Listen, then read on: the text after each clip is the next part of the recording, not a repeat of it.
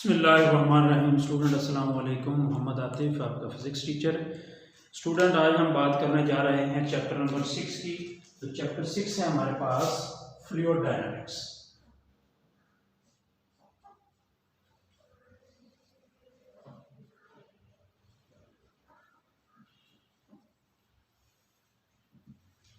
तो सबसे पहले हम देखें फ्लूइड क्या होता है। तो फ्लूइड यानी कि एनीथिंग विच कैन फ्लो। तो इसका मतलब है कि जो फ्लो होने वाली चीज़ है उसको हम फ्लूइड कहेंगे। फ्लो का मतलब है जो एक पॉइंट से एक प्लेस से दूसरी प्लेस तक फ्लो हो सके।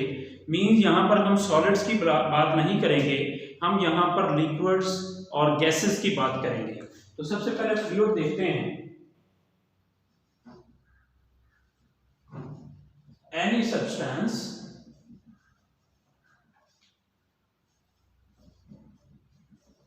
which can flow from one place to another। ऐसा सब्सटेंस जो एक प्लेस से दूसरी प्लेस तक फ्लो हो सके उसे क्या नाम देंगे? फ्लूइड कहेंगे। और स्टडी ऑफ फ्लूइड या स्टडी ऑफ हम सब्सटेंस की बात करेंगे जिनमें हम फ्लूइड्स को मोशन में स्टडी करेंगे, उनको हम नाम देते हैं फ्लूइड डायनामिक्स। अब फ्लूइड डायनामिक्स बेसिकली तो एक कॉम्प्लिकेटेड सा सब्जेक्ट है और ये ब्रांच है, लेकिन हम इसको यहाँ पर इस चैप्टर में कुछ अजम्पशन के तौर पर हम कुछ लॉज लेते हैं। तो यहाँ पर हम दो अजम्पशन करेंगे कि law of conservation of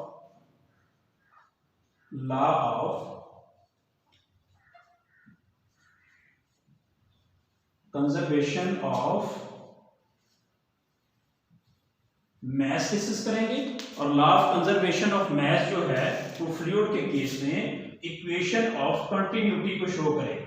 equation of continuity. तो इक्वेशन ऑफ कंटिन्यूटी में हम फ्लूइड के मैस को कंजर्व करेंगे, और इसी तरह दूसरा लॉ जो हम स्टडी करेंगे वहां पर law of conservation of energy. तो law of conservation of energy में हम स्टडी करेंगे स्टूडेंट बर्नौली इक्वेशन, इसी चैप्टर में बर्नौलीज इक्वेशन। तो ये दो लॉ स्टडी करेंगे। तो सबसे पहले हम बात करते हैं, तो पहला फर्स्ट टॉपिक है हमारे पास इसमें viscous drag and Stokes law.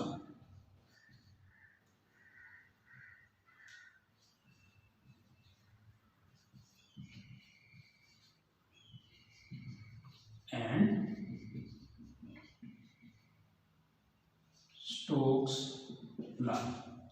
तो विस्कस ड्रैग में सबसे पहले फिनोमेना जो हमारे पास आता है, विस्कस का मतलब है कोई चीज कितनी गाढ़ी है, मीन उसकी thickness.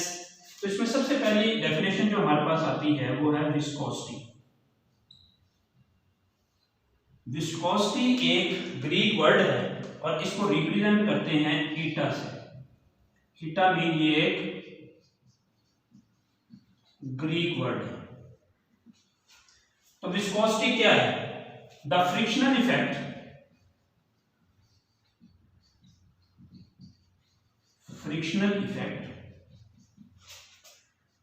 between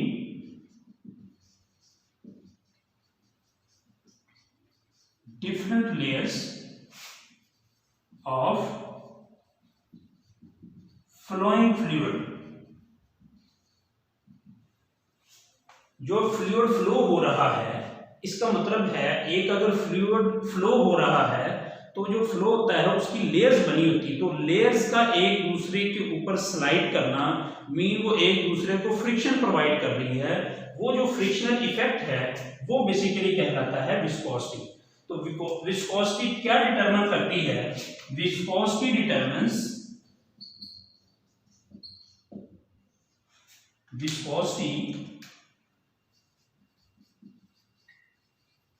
determines how much force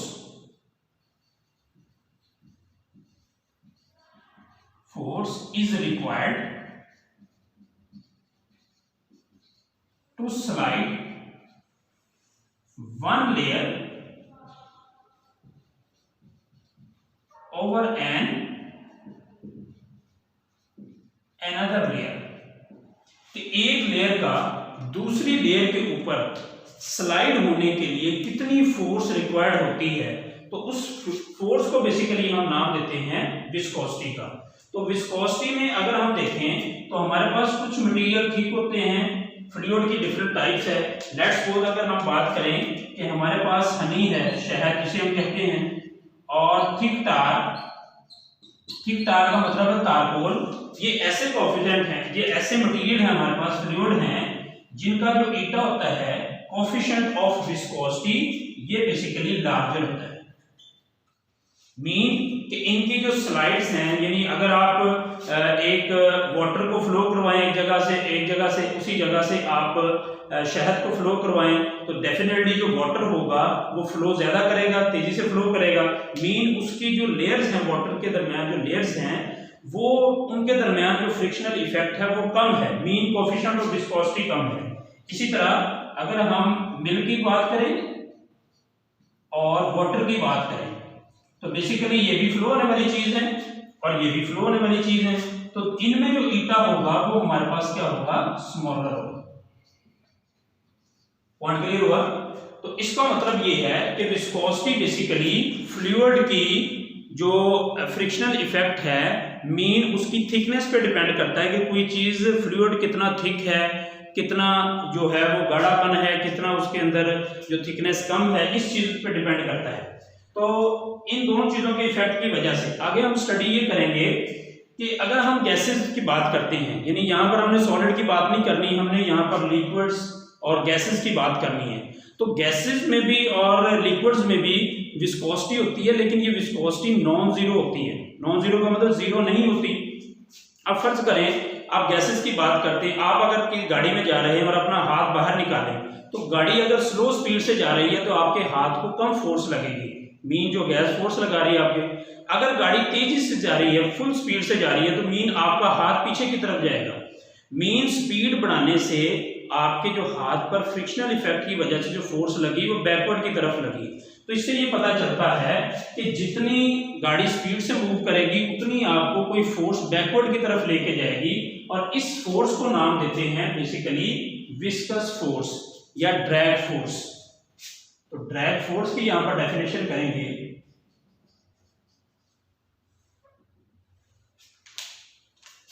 the force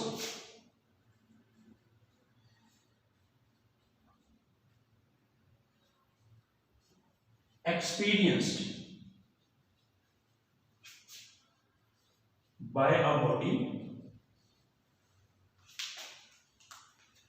the force experienced by a body when it is moving with high or low speed।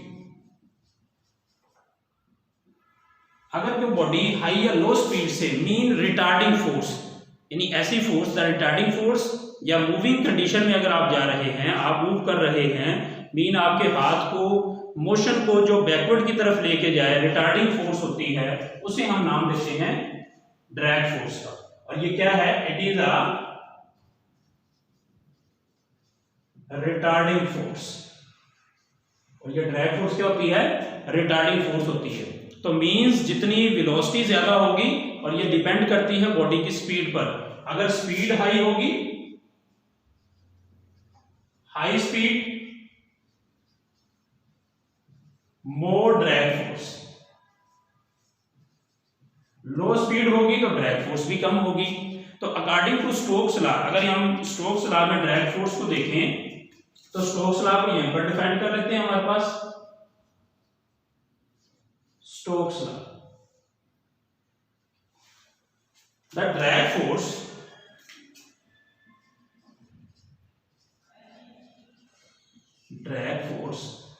mean FD। तो ड्रैग फोर्स को आप FD कह लें। एक्टिंग ऑन अ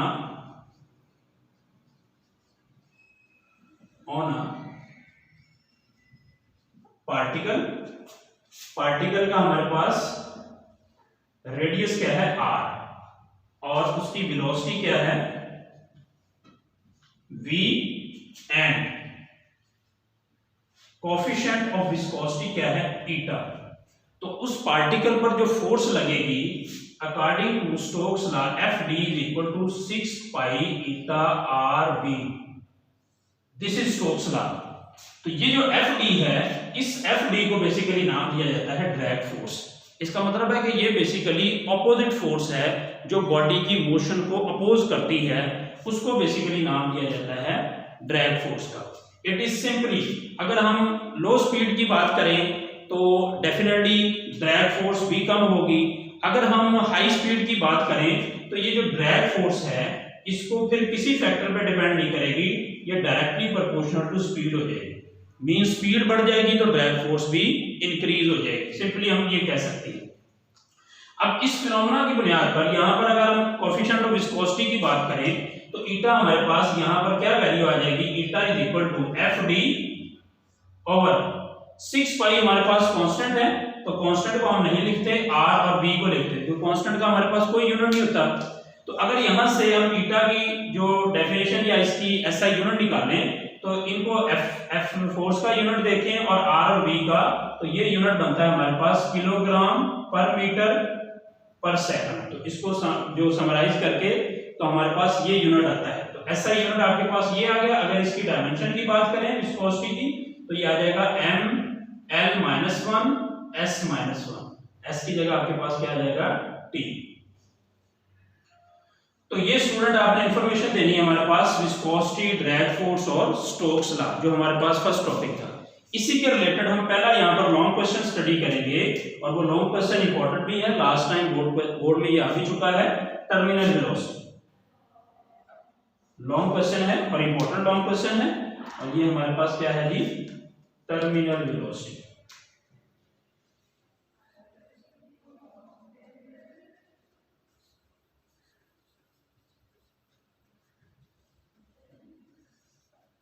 मीन आपने vt find करना है।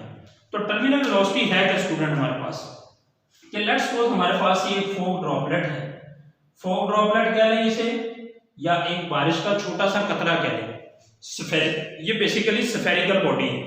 तो अगर ये ऊपर से नीचे आ रहा है तो इसका मतलब ये है कि ग्रेविटी इसको अपनी तरफ खींच रही है, तो जैसे जैसे नीचे आता जाएगा ग्रेविटी बढ़ती जाएगी। इसका मतलब ये है कि ये एक्सेलरेट होता जाएगा। इट मीन जो ग्रेविटी है, gravity mean W is equal to mg, ये जो फोर्स है ये इस बॉडी को डाउनवर्ड की तरफ पुल करेगी। अच्छा, जब ये पार्टिकल डाउनवर्ड की तरफ आएगा तो एक फोर्स इसको अपोज करेगी, और वो फोर्स क्या है, एयर की फोर्स। जैसे जैसे इसकी स्पीड, ग्रेविटी की वजह से इसकी स्पीड बढ़ती जाएगी, तो हमने यहाँ पर क्या लिखा है कि स्पीड के बढ़ने से ड्रैग फोर्स भी इंक्रीज हो जाएगी। और ये ड्रैग फोर्स क्या है, हमने क्या कहा है कि ड्रैग फोर्स बॉडी की मोशन को अपोज करती है। इसका मतलब बॉडी अगर ड्रॉपलेट डाउनवर्ड की तरफ आ रहा है तो ड्रैग फोर्स जो एयर की है वो इसको अपवर्ड की तरफ लेके जाएगी। मीन यहां पर ये जो फोर्स अप्लाई होगी ये Fd अपवर्ड की तरफ अप्लाई होगी, mean two equal and opposite forces. अब अगर एक पॉइंट ऐसा आएगा कि जब ड्रैग फोर्स और वेट ऑफ द बॉडी दोनों एक दूसरे के इक्वल और ऑपोजिट हो जाएं, तो फिर ये जो ड्रॉपलेट है due to inertia constant velocity से मूव करेगा। तो हम इनर्शिया में न्यूटन फर्स्ट लॉ पढ़ चुके हैं कि अगर एक बॉडी रेस्ट में है तो रेस्ट में रहेगा, अगर यूनिफॉर्म वेलोसिटी से मूव कर रहा है तो यूनिफॉर्म वेलोसिटी से ही मूव करेगा, लेकिन शर्त ये है कि कोई उस पर एक्सटर्नल फोर्स ना लगे। तो इसका मतलब है कि बॉडी तो डाउनवर्ड की तरफ मूव कर रहा था, जब ये दो इक्वल एंड ऑपोजिट फोर्सेस इस पर अप्लाई होगी तो इट मींस नेट फोर्स इस पर जो अप्लाई होगी, अब इस पर जो नेट फोर्स लगेगी वो जीरो हो जाएगी। क्यों जीरो हो जाएगी, क्योंकि ये बॉडी पर अब इसकी वेलोसिटी यूनिफॉर्म हो जाएगी, कांस्टेंट हो जाएगी। तो यहां पर अगर आप डेफिनेशन करें, द मैक्सिमम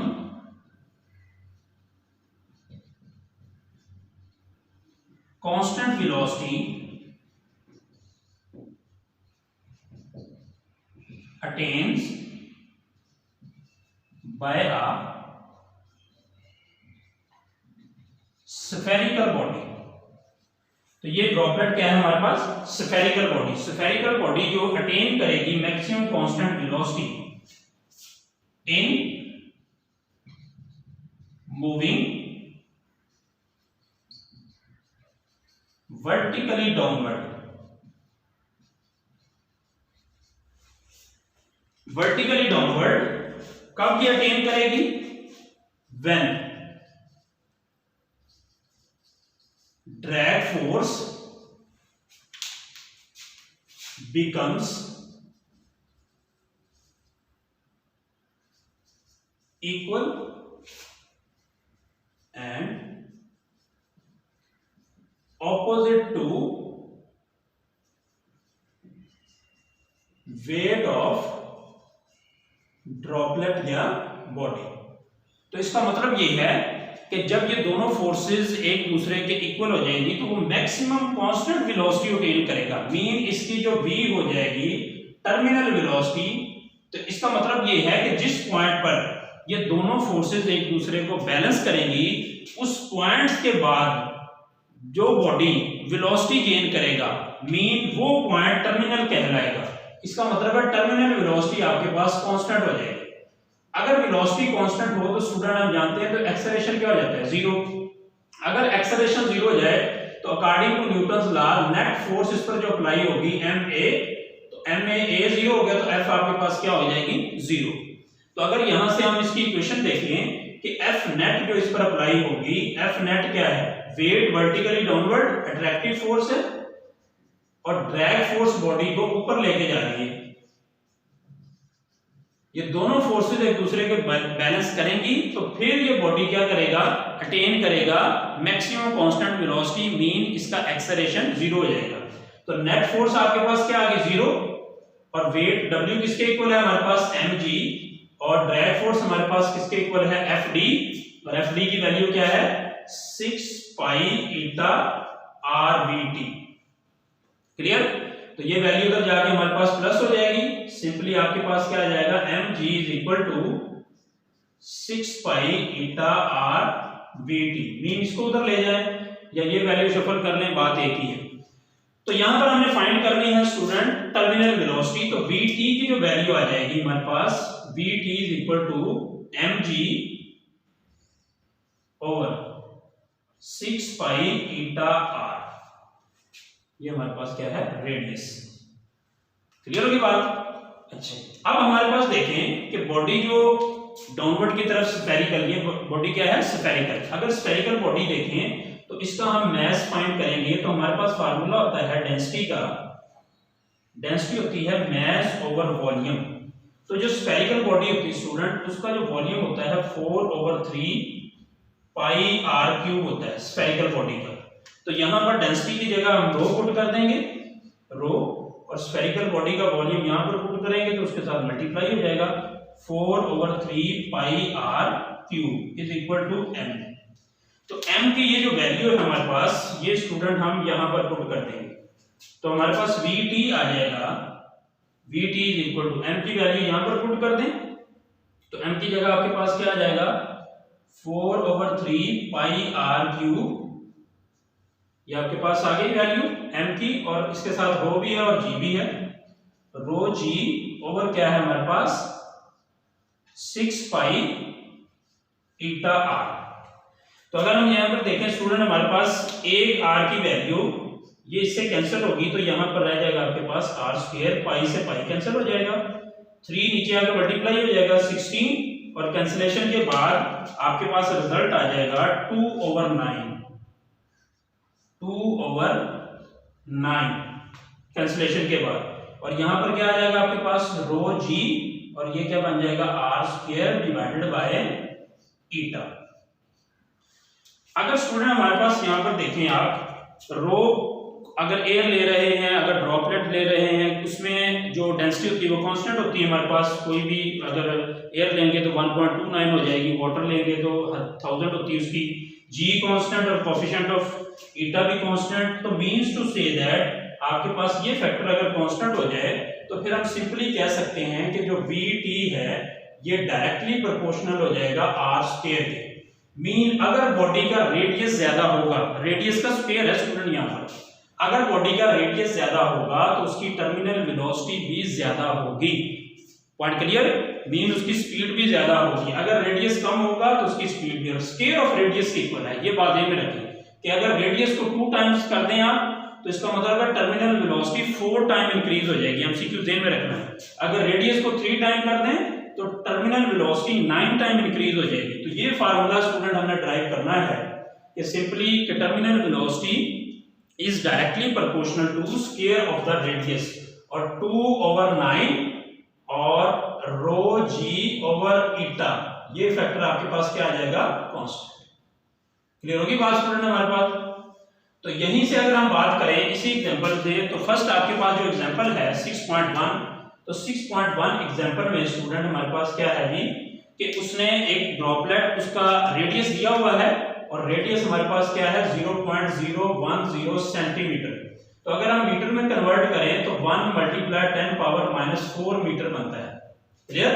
क्योंकि पॉइंट को इधर शिफ्ट करें 10⁻⁻2 और सेंटीमीटर की वजह से -2, तो ये आ जाएगा। और डेंसिटी क्योंकि हमारे पास पता है ड्रॉपलेट वाटर की डेंसिटी 1000 होती है किलोग्राम पर मीटर क्यूब, और कोफिशिएंट ईटा दिया हुआ है 19 × 10⁻⁻6 किलोग्राम पर मीटर पर सेकंड। तो वो कहता है कि फाइंड क्या करें, उसकी ड्रॉपलेट जो एक हाइट से बिल्डिंग से नीचे की तरफ आ रहा है उसकी ये सारे फैक्टर दिए हुए हैं, तो फाइंड क्या करें? जी की वैल्यू का तो आपको पता है 9.8 मीटर पर सेकंड स्क्वायर। तो टर्मिनल वेलोसिटी हमने उसकी फाइंड करनी है vt। तो सिंपली आपके पास ये फार्मूला अप्लाई हो जाएगा कि vt आपके पास आ जाएगी जी 2/9 rho g r square divided by eta. Clear? ये सारी वैल्यू यहां पर पुट कर देंगे तो आपके पास vt का आंसर आ जाएगा जी 2 × रो क्या है जी हमारे पास 1000 मल्टीप्लाई जी 9.8, और r क्या है स्टूडेंट हमारे पास? r की वैल्यू 1 × 10⁻⁴, और इसका क्या है square divided bye 9 multiply by ईटा की वैल्यू क्या है स्टूडेंट हमारे पास 19 × 10⁻⁶। तो ये टोटल आंसर कैलकुलेटर से निकालेंगे तो ये आंसर आएगा आपके पास 1.1 मीटर पर सेकंड। इट मीन बहुत ही कम इसकी टर्मिनल वेलोसिटी होगी। तो ये स्टूडेंट आज का हमारा टॉपिक कि जिसमें हमने ये सारी चीजें स्टडी की। तो उम्मीद है आपको बड़े अच्छे तरीके से समझ में आया होगा। अपना ख्याल रखिए, दुआ में याद रखिए। अल्लाह हाफिज, अस्सलाम वालेकुम।